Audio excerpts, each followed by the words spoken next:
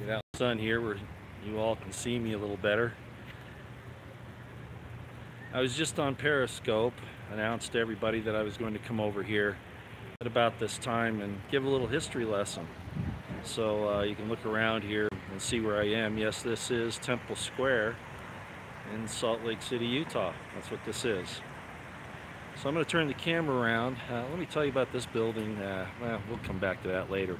I suspect I don't have much time here on Temple Square itself. I'm going to have to go out on the city streets to finish this up, because once they find out that Roy Potter's on the temple grounds on YouTube, believe me, they're going to be down here. There's a little introduction. I was declared an enemy of the church back in the 80s. So that'll give you a little idea. Well, let me show you a few things, okay? I am walking with this, so I'm sorry if I block the lens a few times. It's a little difficult. But here we go. We're going to look around here just a little bit.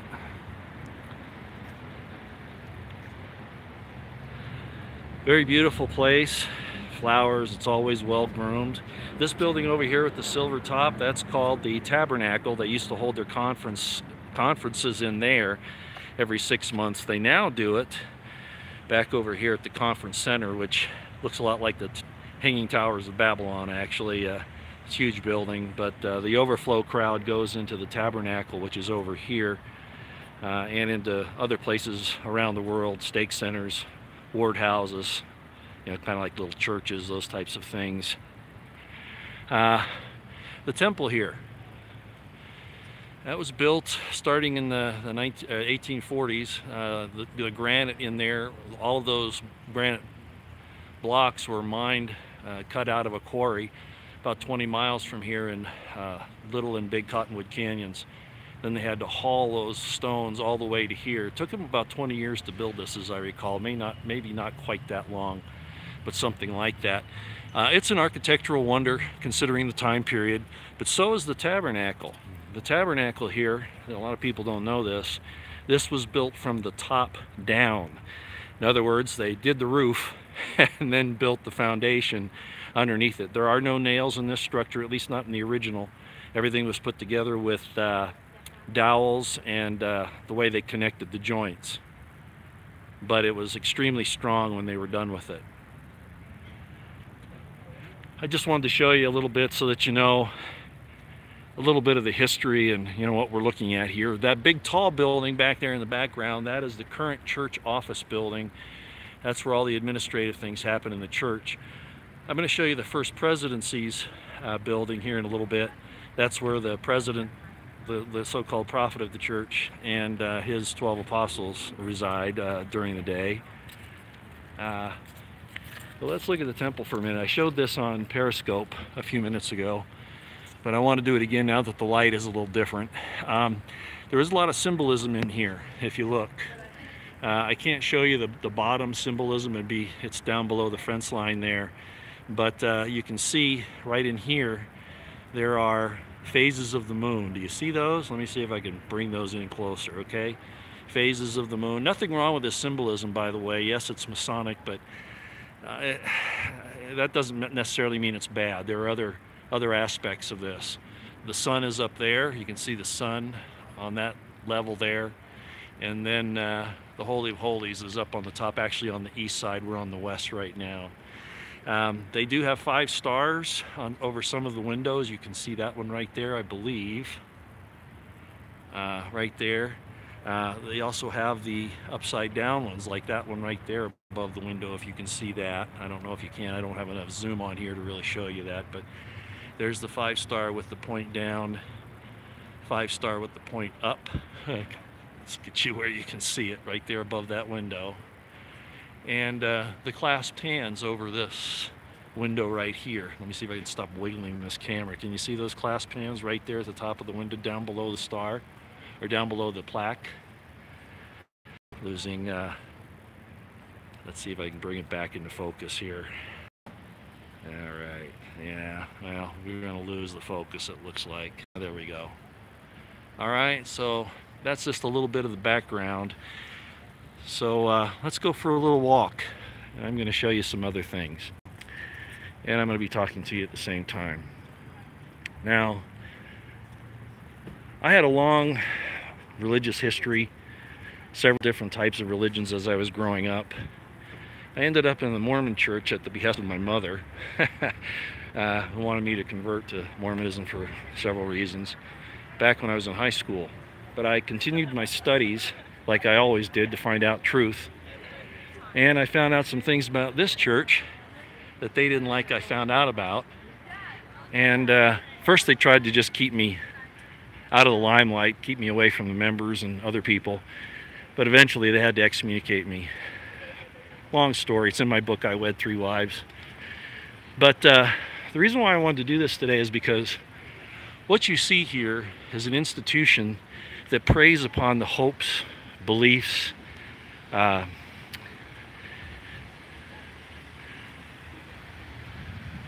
the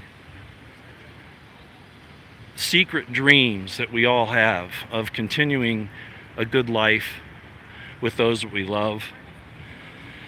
But unfortunately, those hopes and dreams that we have are used against us. Does that sound familiar about anything else that I was talking about today, about our values being turned against us? In order to control us. In other words, if you don't obey the letter of what the leaders of these groups tell you, then you're ostracized. You're considered apostates. And then they say they can remove those hopes and dreams and blessings from you by their particular say-so. This same system, in one way or another, has been used for thousands of years. This church in particular talks about free agency and how important it is. But when you actually get down to the nitty-gritty, just like in other organizations that we're talking about now, Q for instance, you question them and their authority, and you stand to lose your blessings and to be apostates, ridiculed. They'll spit on you just as the Romans did Jesus if you don't go along with them. So their free agency basically means you have free agency as long as you go along with what we tell you to do. The moment that you don't do that, you're no longer in their good graces, and they claim that they can remove God's blessings from you by the very waving of the hand of a mere mortal that these people consider to be prophets, seers, and revelators, but have never prophesied a thing in their lives. So let's go on out. Like I say, I've been considered an enemy of this church since 1980. No doubt somebody watching YouTube right now is going to call church security and say, well, that apostate Potter, you know, he's down on the grounds and he's taking pictures and talking crap, and you better go tell him to leave. He's not welcome. So we'll just go before they arrive. I don't feel like documenting that, but it is the truth. Homeless is a problem, and homelessness is a problem in Salt Lake like it is a lot of other places. So you may see a little bit of that here. Like I say, this will be a little walkabout. Sorry about for the shaking the camera. I won't be able to answer any questions right now because of the sunlight. I can just barely see the chat. So forgive me for that, but I think what I have to tell you is more important than answering questions right at the moment. We can have a live stream again another day and talk about the particulars if you like. Right there is the Hotel Utah. It's a 4-star hotel. If there is any such thing as a 5-star, that would be it too. It's very fancy. We're not going to go in there. This is South Temple Street right here, and City Creek Mall is right there. Used to be called by another name, but it goes on both sides, this side and that side. Other malls in the Salt Lake area are dying, particularly the Gateway Mall. Makes you wonder about the so-called economic recovery we're having, but that's another issue as well. Now, let me get back to the story because I think you need to know it. So I've had a lot of experience with these organizations that use your hopes, your dreams, your beliefs against you in the end. Okay, that's very typical. They give you the hopium, and then if you don't abide by the rules, you're ostracized. And The membership, even though by and large they're all great folks, they go along with it because that's what their leaders tell them to do. Okay? And it's not even an issue of conscience. It's an order. You're expected to do those things to the apostates, or you're not considered faithful. Now they'll tell you otherwise, but I'm speaking from first-hand experience. Okay? What we're seeing over here, I'll be able to give you a picture of both of these. Okay, there's the huge church office building, administrative building there. This is where the first presidency, the prophet and the apostles, have their offices.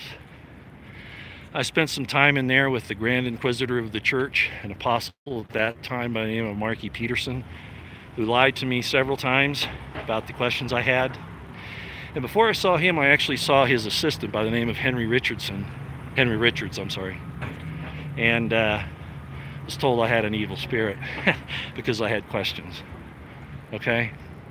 Came into that building first. So the security's already talking. That's one right there with the phone to his ear with the backpack. He came down out of that door over there to check me out. It's easy for me to spot him. So after I met with Henry Richards and had a bad experience there with him telling me how bad I was for asking the questions I did, and I caught him in many lies, they sent me to Hartman Rector, a member of the First Quorum of 70.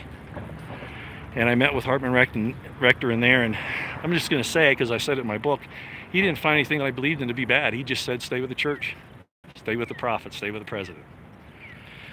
But I wasn't totally satisfied, so they sent me over here to Marky Peterson. That's where I met Thomas Monson and Marky Peterson, and it was a very, very bad experience.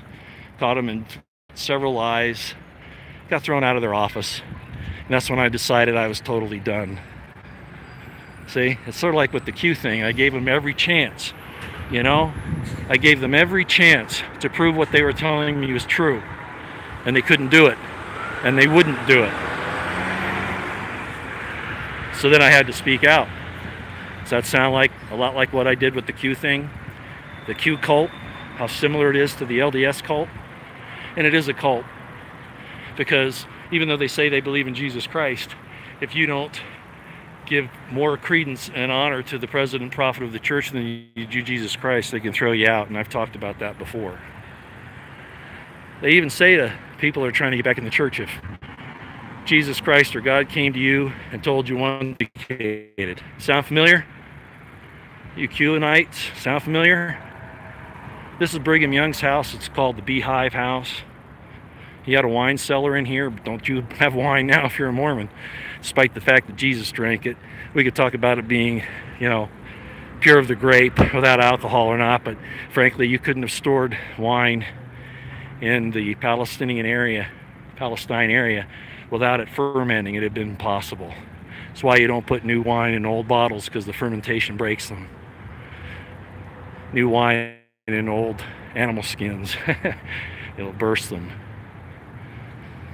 Let's just take a walk here. You know, we might as well go downtown. Like I say, they're going to be tracking me here. Let's see if there's anybody. He saw me going, so he went that way. Alrighty. So we'll go and we'll talk a little bit. This was built by Brigham Young. This was actually the entrance to his estate here next to the temple. They moved it several years ago. Let's go downtown. Okay. There's City Creek, sign for City Creek and City Creek Mall. Alright, so let's talk about a few things.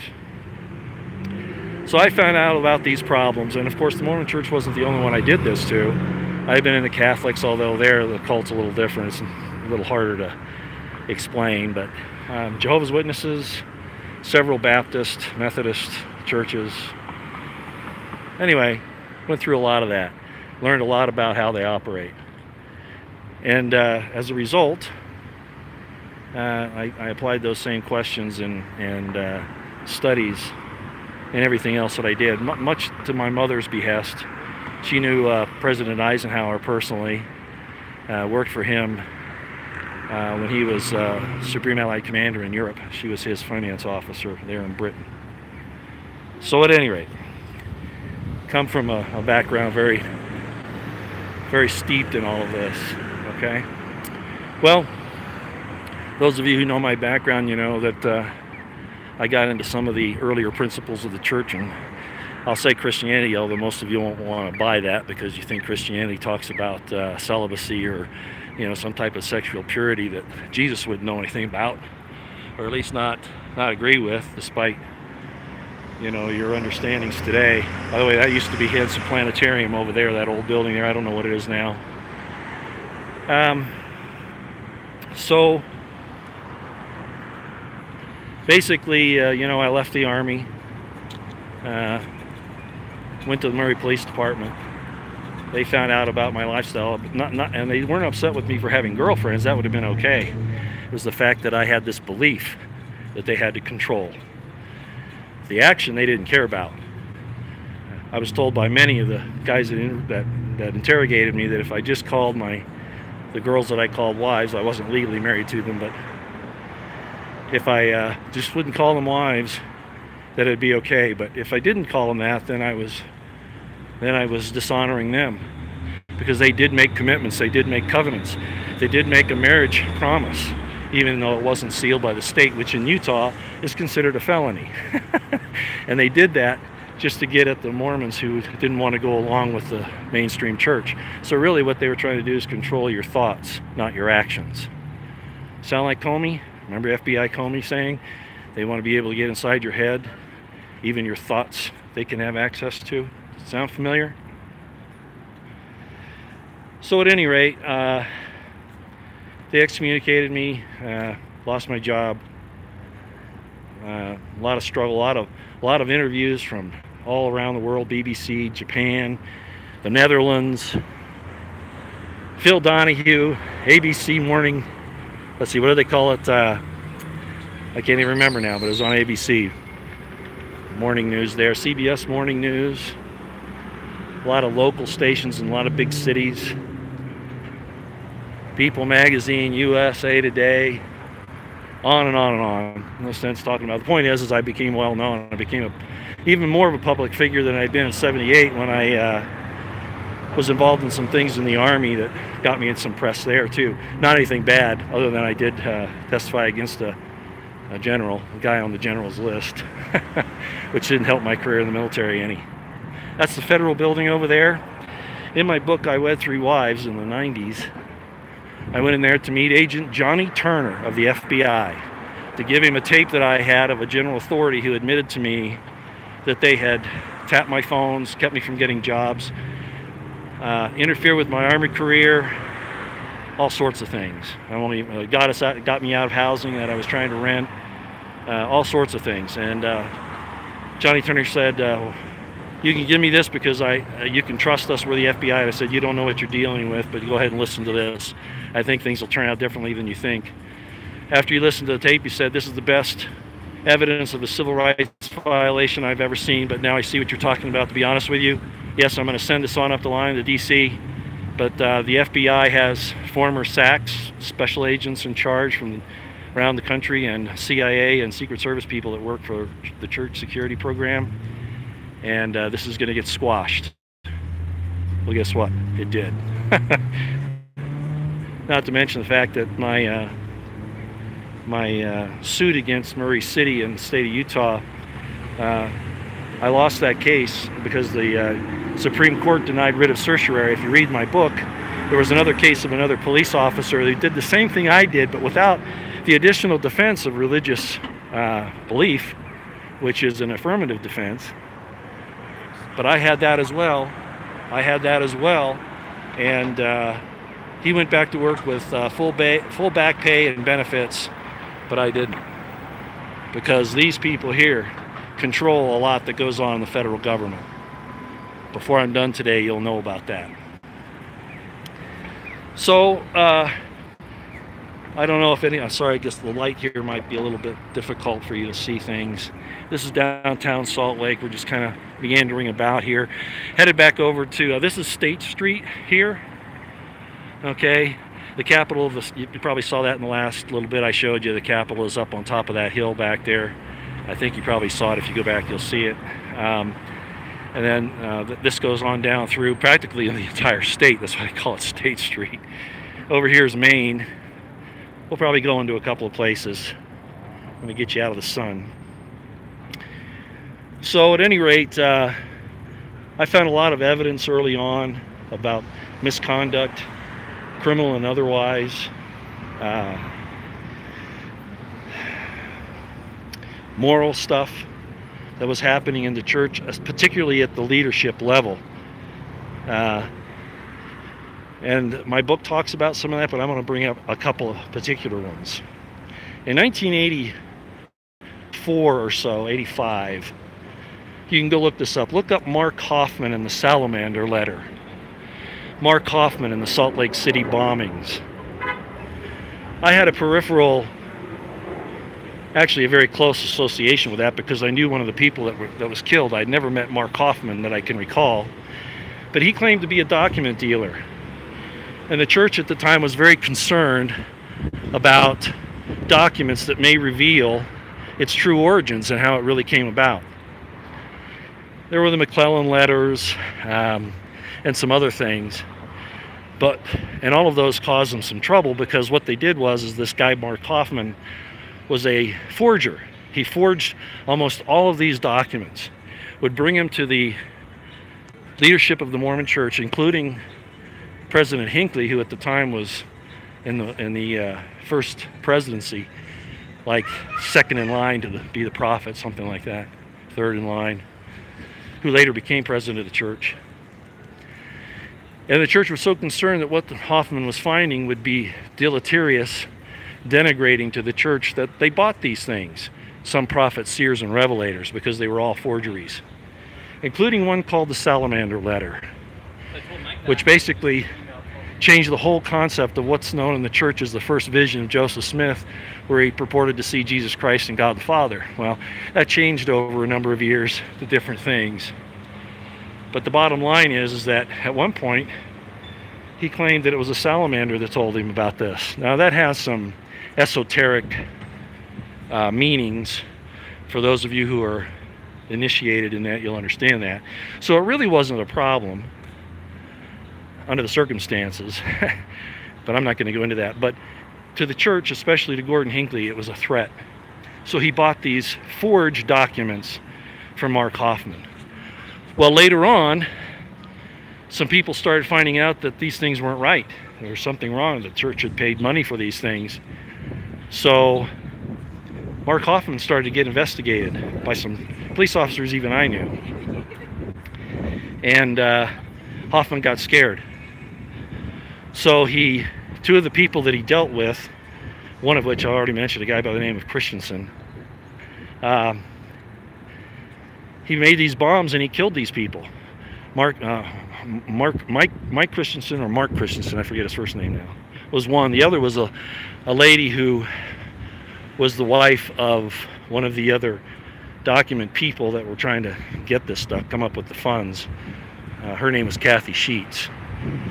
So anyway, that blew the whole thing off, and the entire episode was investigated. Mark Hoffman went to prison. All the documents were found to be forgeries. The church was very quiet about it.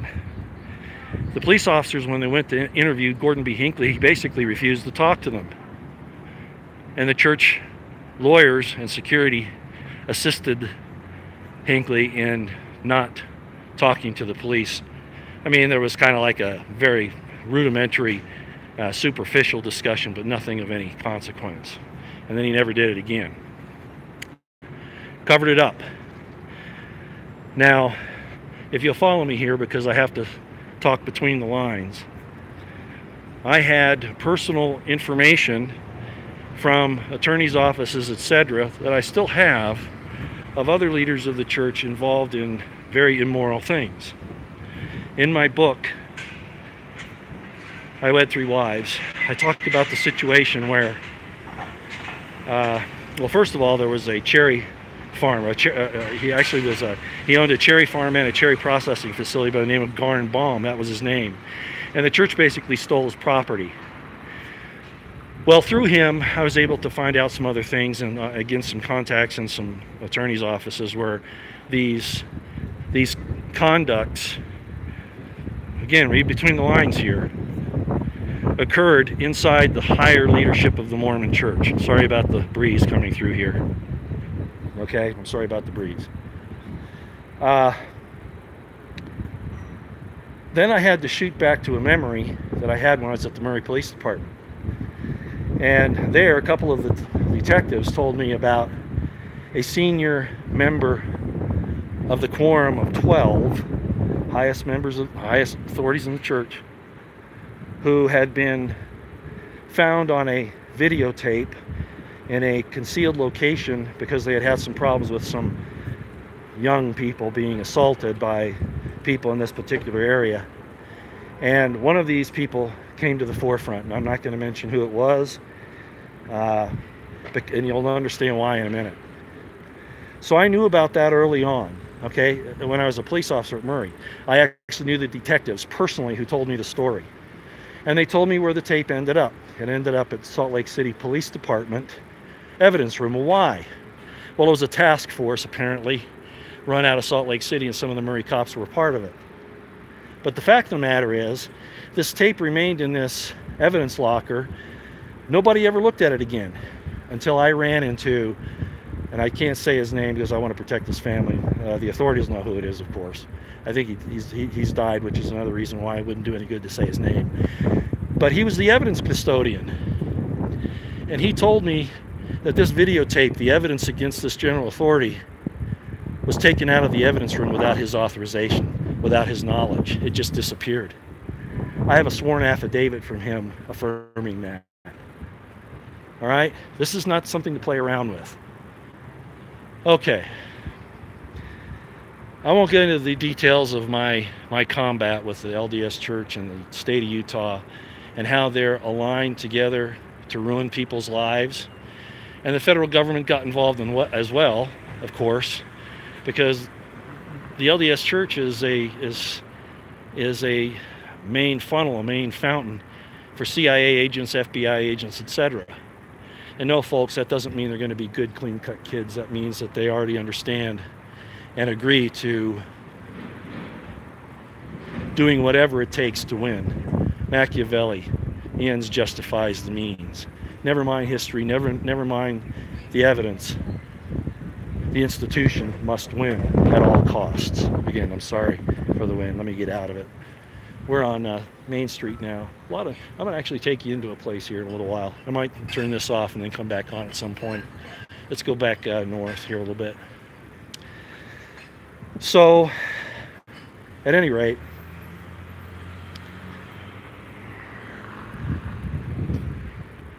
that's just where we were. Like I say, the federal government pulls a lot of people from Brigham Young University, the church as a whole. Yes, Mormon missionaries have been used who are CIA agents, absolutely, no question about it. The recent one that was brought back from South America, I can't really swear one way or the other that he was involved, but it wouldn't surprise me if he was. I mean, why else would he have had AK-47s, etc.? You know, a lot of strange things there. So President Trump does a lot of good stuff to help our people, but what's being covered up as well? Does he really understand? If President Trump is going to go after the pedophiles, this is one of the cities that he's going to have to start in, because it's rampant here. And it's covered up by law enforcement, by political leaders. As a matter of fact, prior to the Bundy Ranch situation, just before that happened, President Obama met with President Thomas S. Monson and other members of the church leadership to discuss the land deals here in the West. So they were in on that whole deal with Harry Reid to take the land away from the Bundys. Was that the case in Malheur, Oregon? I don't know. But in the Bundy case, it was. I think the Bundys have finally figured that out. So you see, my experience in all this goes way back, and it goes very, very deep into a lot of different circumstances. not to be taken lightly. And I'll re-emphasize again that the Mormon Church has very, very close ties to the federal government. They have a vested interest in preventing any information on pedophilia coming out.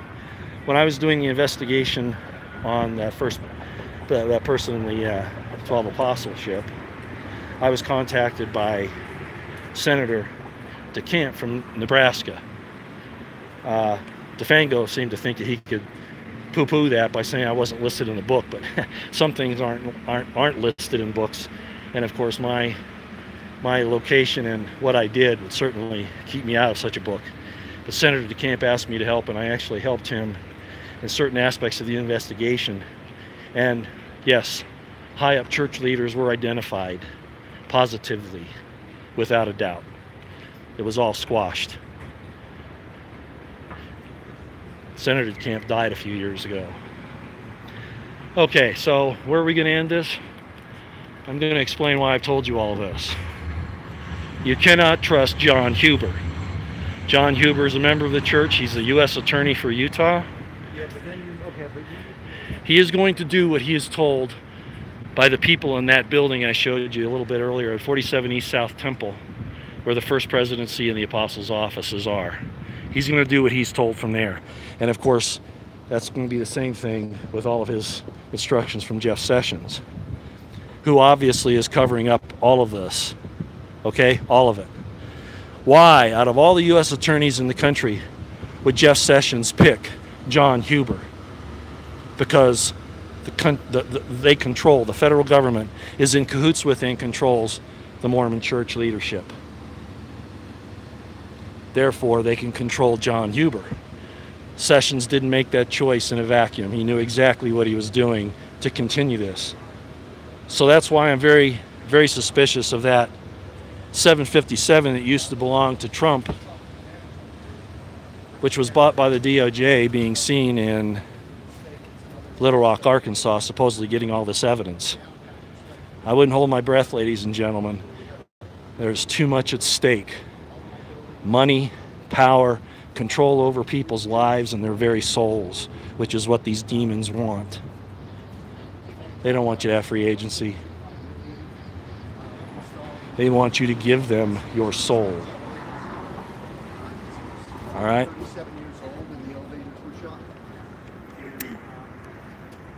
I'm going to turn this around. All right. We've been going for some time. What, 30 minutes? Really? Is that all? Wow. I thought it was longer than that. I could tell you a lot more. I could write an entire another book. Easily. But I'm telling you, you have to remain skeptical. Power corrupts, and absolute power corrupts absolutely. And the power that people obtain over others' lives and souls is an aphrodisiac. It can turn good men bad. That's why in The Lord of the Rings, Gandalf wouldn't take the ring even when it was offered to him. However you feel about The Lord of the Rings being, you know, magic-based or whatever, the principles are still true, and Gandalf was right not to accept the ring.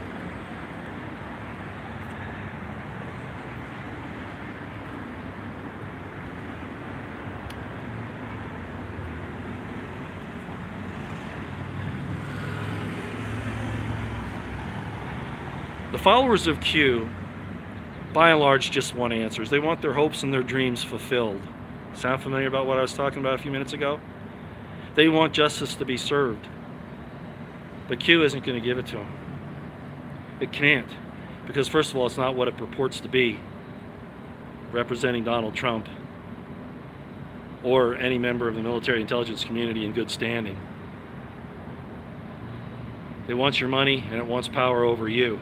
And it's probably, I think the evidence has shown that it's being controlled by very bad actors, HRC, Hillary Rodham Clinton, Obama, David Brockett at minimum. I wouldn't be surprised if John Brennan wasn't in there somewhere, and certainly members of the FBI. They're not going to fulfill your dreams, ladies and gentlemen. They're going to lead you on, because just like the Mormon Church, they want your money, they want your soul. Keeping the church for your tithing. People, and I can hear Mormons screaming, no, that's not it, that's not. Listen, ladies and gentlemen, I've been there. I was a member of the Mormon Church and I left because I found the corruption. I started to look into Q and I found the corruption. And now a lot of people are starting to find out about it, but the QAnonites, the cultists, whether they're good, whether they mean good or not, they're causing problems. And they're the ones that are divisive, not people like Ginger McQueen or Unirock or Jack Posobiec. The truth, if it divides people, it's meant to be. That's how God determines who the real people are. And of course, that'll be the Q followers' justification too. Oh yeah, you'll find out in the end. You'll find out in the end. What kind of havoc and destruction will be wrought prior to that. Right now, pedophilia is the big thing. I've talked to you about pedophilia here, real life stuff. And I could tell you a lot more, but I'm not going to go there right now. Pedophilia now is the hook to get everybody on the Q wagon. They even said so. If you're pro-Q, you're anti-ped. If you're anti-Q, you're pro-ped. They said it, not me. Steve Kelly said that, who's apparently an administrator for Q. But Pamphlet Anon said basically the same thing. They've got a hold of a word and people are afraid to stand up against them because they don't want to be called anti-Q and pro-ped. It's a hook. And all of us who are angry about the pedophilia around the world, they know that if we say, hey, there's evidence that's needed here, you just can't make invalid accusations that aren't backed by evidence, then all of a sudden you become anti-Q, right? No, that's called evidence. That's called proof. That's called not being a witch hunter. That's called not being a Salem witch hunter. Drowning and killing women for healing others with herbs.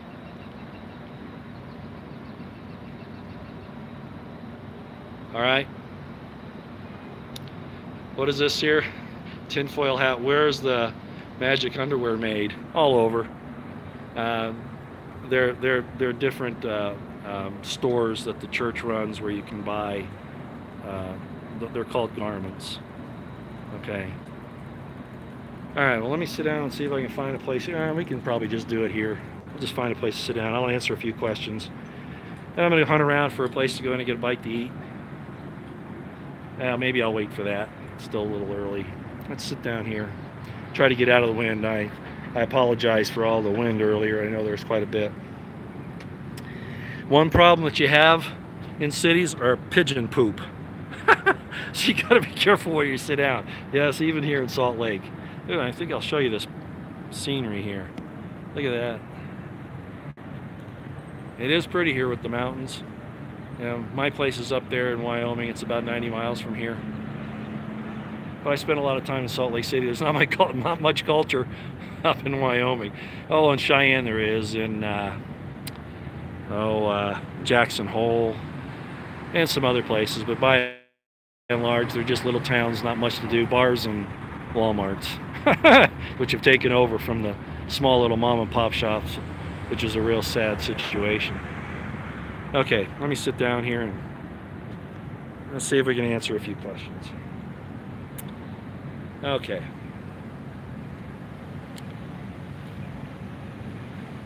Is Wyoming a safe place? Yes, it is. Very much so, with the exception of driving. You gotta be really careful so you don't run into deer and elk. Plus, it's kind of lonely up there. A lot of people commit suicide in Wyoming because of the long winters, loneliness, things like that. You're attacking Q for bringing peds to the forefront. They're not bringing peds to the forefront. You can't without evidence. Okay? And I'm not attacking Q. I'm telling you that it's doing the same thing that the Mormon Church does to keep followers and to keep the money flowing and to keep control. We can talk, President Trump in the MAGA situation, when he was out on the road, he talked about the pedophiles. Don't you remember? He talked about how serious it was and what's happened to the children. That's the reason why he's doing what he's doing with the illegals coming over the border who are claiming that they're their kids, and they're not, because they're being trafficked. So don't tell me I'm attacking Q over the pedo thing for bringing it up. No, that's not true. And if I could right now, John, I'd kick you, okay? Because after all I've said here, you're going to say that? Go away, John. You're an ignoramus. Mountain Meadows, yes. Brigham Young slaughtered about, I think it was 50 men, women, and children for being from, I think they came from Arkansas, as a matter of fact, if I remember. That's about 200 miles south of here.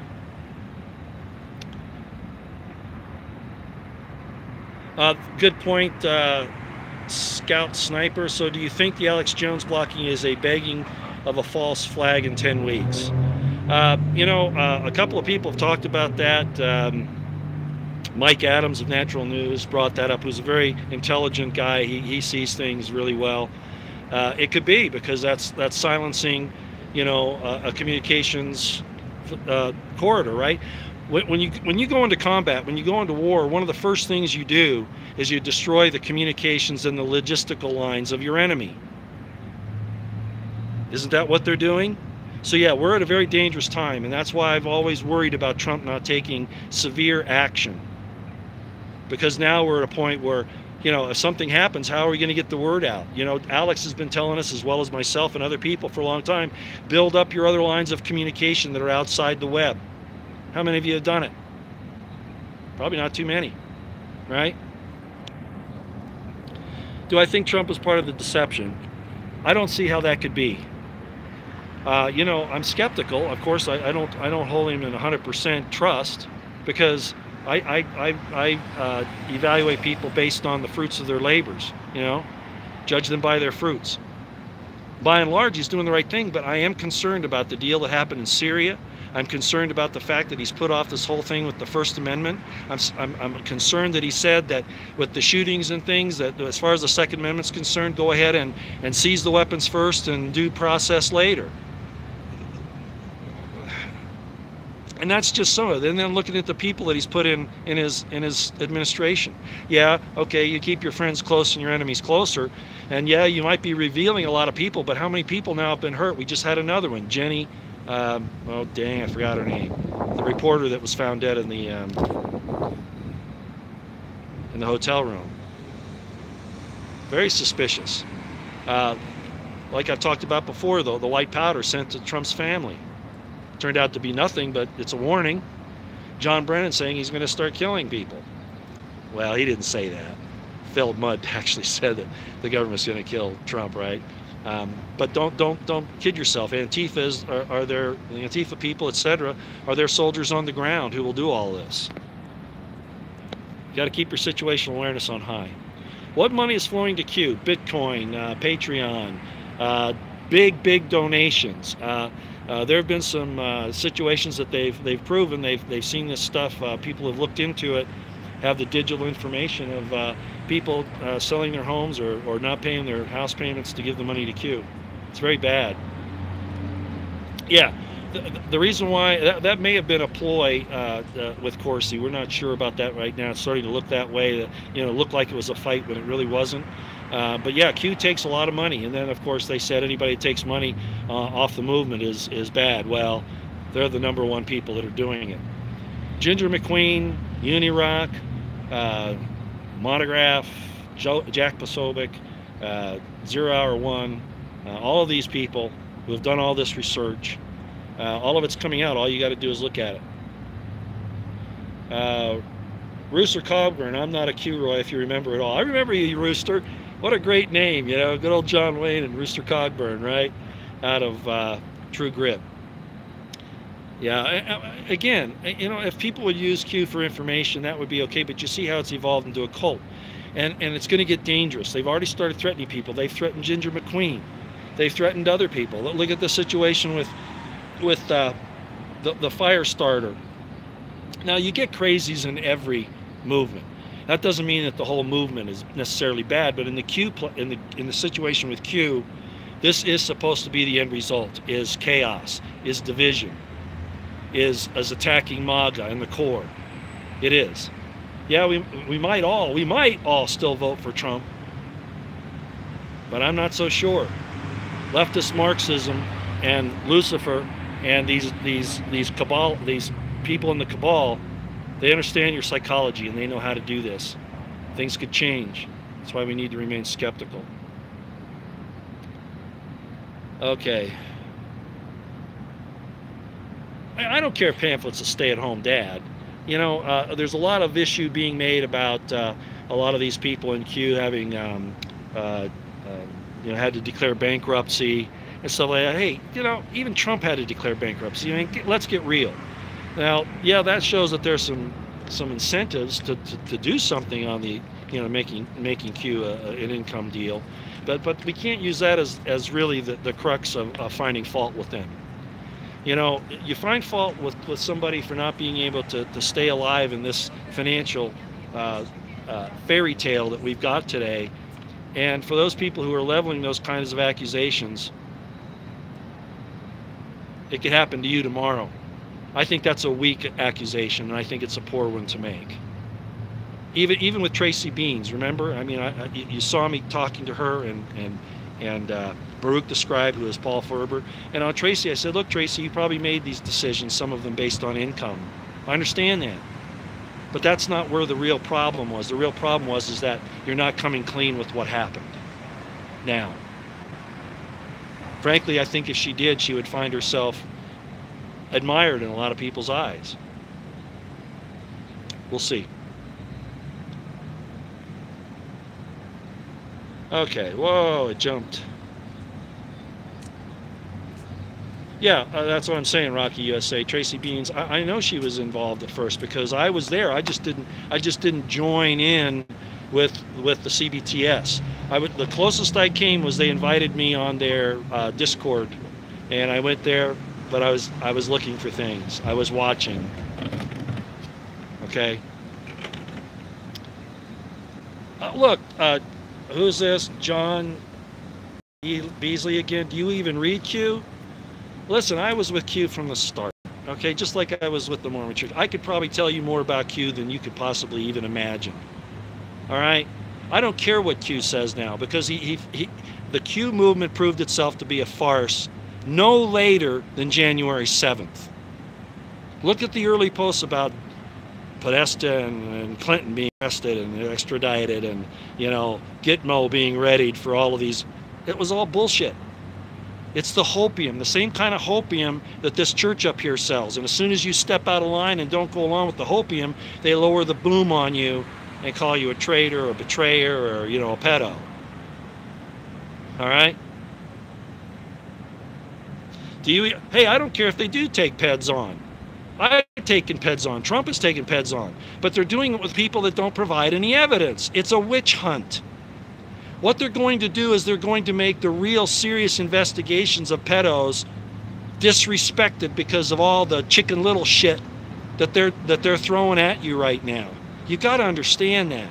This is a psyop to get you to finally get so numb to it that you don't pay attention to it anymore, and then the real pedos will walk away. Wake up.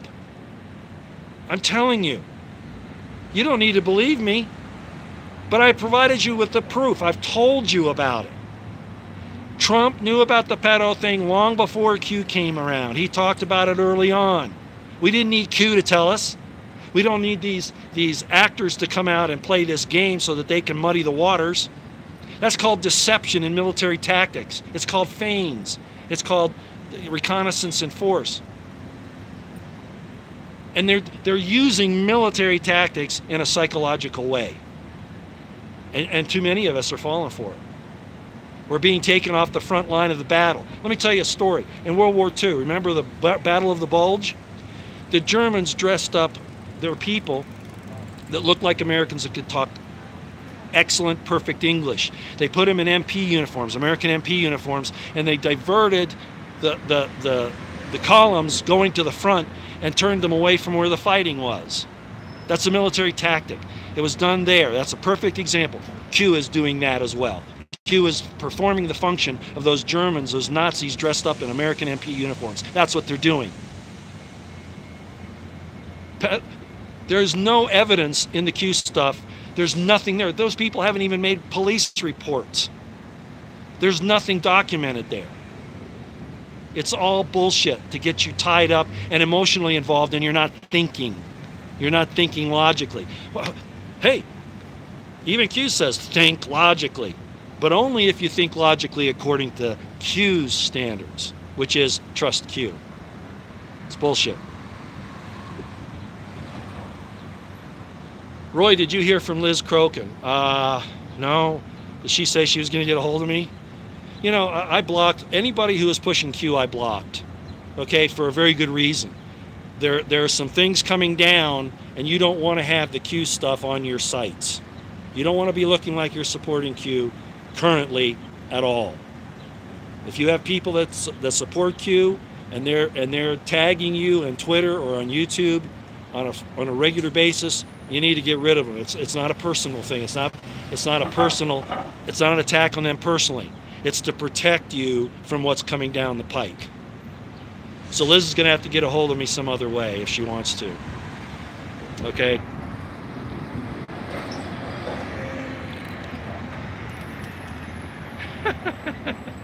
You are just a Pinoy. Like I said, if I could block you here right now, I would. Let's see if I can. I guess not. I'll get you later, Sharon. You know the accuser by what they accuse you of. I'd be real careful about what I do here, young lady. Yeah, I heard about that. Levin Law Firm wins over Monsanto. Yeah, but that's just starting. That fight's gonna be going on for a long time. A lot of people don't understand a court win doesn't mean much. There are appeals, there are refilings, all kinds of stuff can happen.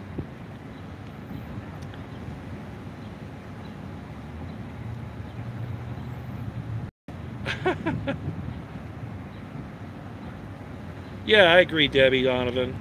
Again, it's the system taking advantage of their she says all pretty girls get arrested if they happen to have drugs in their system. They are screwed.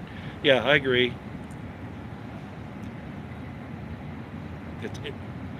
Our justice system is broken totally. Sharon, how do I get rid of you? I don't know how to do that on here. Like I said, I'm going to boot you later. No, nothing. Remember, I was at the beginning of the Q thing. I know everything about it. I know more than you know about yourself. Okay? And I'm telling you, it's a bad deal. So go away. I'll boot you later when I get a chance, so I don't know how to do it on this phone of mine. Okay. All right, I got to go and do some things. I'll keep this on. I might as well let you see a little bit more of the area here. I'm going to head back and I got to do a couple of things, and then I'm going to go find a place to eat. Maybe have some sushi. That's, like I said, it's one thing about here that you don't find in Wyoming. You can get just about any kind of food you want here. I don't want to say that there aren't pretty girls in Wyoming, but there are lots of pretty girls in Utah. Most of them wouldn't have anything to do with me because I'm not LDS.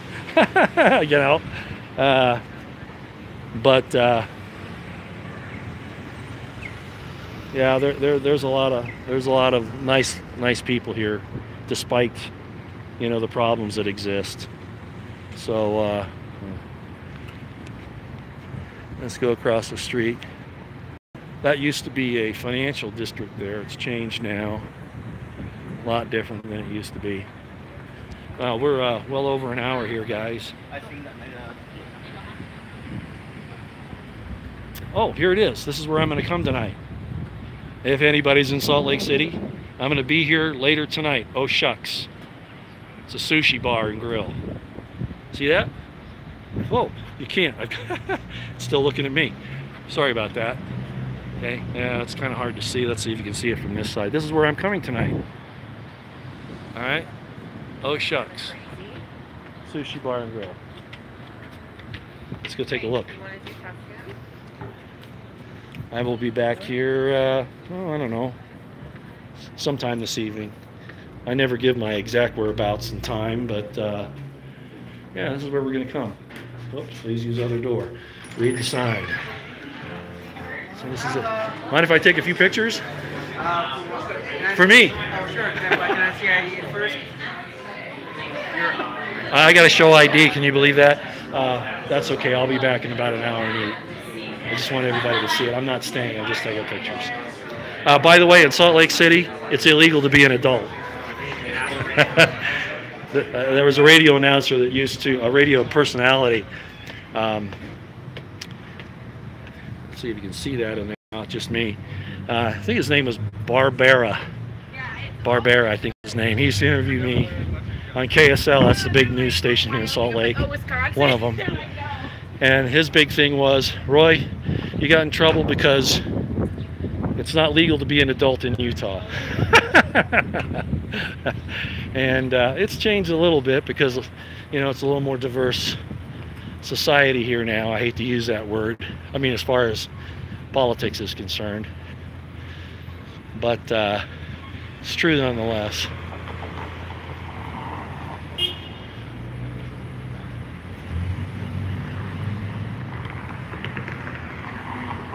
Okay, so we're back here on Main Street. We're going to head north. Over there is the Salt Palace. That's where you see that big USANA sign. See that there? They used to have the basketball games and stuff like that in there. Now they use it as a conference center, convention center. And the games are played in, it's changed names so many times. I don't remember what the other place is called now, but the East, no, not the East Center. That's in West Valley City. Anyway.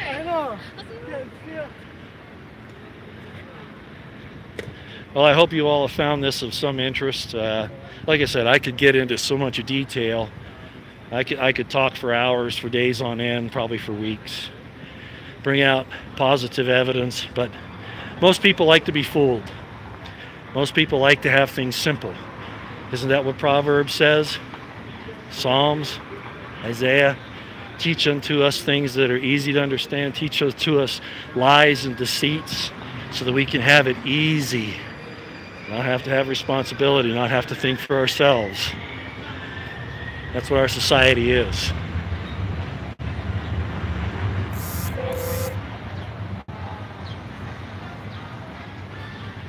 Well, that's interesting. I just got a notification from somebody that I talked about earlier that they want to talk. Very interesting. Jeez, it looks like it came in quite a while ago. I just got the notification. Interesting. Well, that individual that got a hold of me earlier sent me a text asking me to get back in touch with you for a little chat. I'll do that in the next couple of days if you're listening, okay? You know who you are. I hope you're ready to talk straight. Not that you weren't before, but we need clarity. We need clarification. So we're headed back to the Temple Square area. There's the temple over there. Okay, everybody.